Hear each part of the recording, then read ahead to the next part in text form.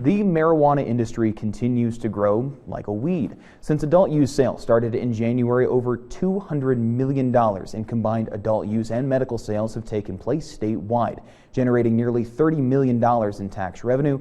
And according to a new report released by a state legislative committee, medical use sales are projected to be lower than expected, while recreational sales are expected to easily surpass previous estimates, meaning even more tax revenue for the state.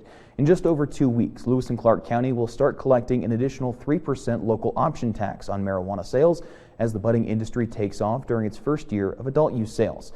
A legislative interim committee is considering extending the moratorium on new recreational dispensaries for 2 more years. MTN senior political reporter Jonathan Ambarian has the story. On Tuesday, lawmakers on the Economic Affairs Interim Committee finalized their bill aimed at cleaning up some of the laws around recreational marijuana sales in Montana.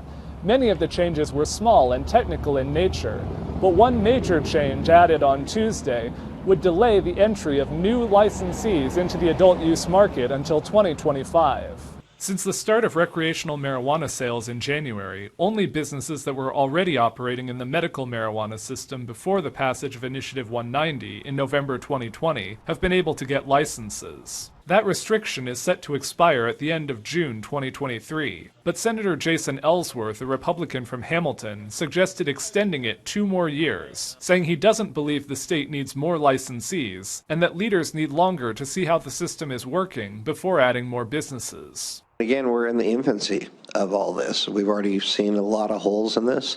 This just gives us more time to see how these changes are actually going to take effect. And I think we need to err on the side of caution here. Committee members approved adding that change to their bill, though some expressed concerns about the last-minute nature of it. Now, the proposals will go before the full legislature during the 2023 session. Pepper Peterson, CEO of the Montana Cannabis Guild and Industry Group, supports extending the moratorium. He says existing marijuana businesses haven't had a chance to operate under their final regulations yet. The administrative rule process, which defines how the law is interpreted, is not over for the first set of rules. So before another legislative session changes more rules, we'd like to see those finalized with this same group of people. On Tuesday, the committee also supported adjusting the effective date of the moratorium. That would allow some medical-only businesses that started after the 2020 election to begin selling adult-use marijuana. One of the biggest changes that had already been included in the proposed bill draft was clarifying some language in the law to make clear that Montana tribes had access to combined use licenses that they could use to start and expand their own marijuana businesses. In Helena, Jonathan Ambarian, MTN News.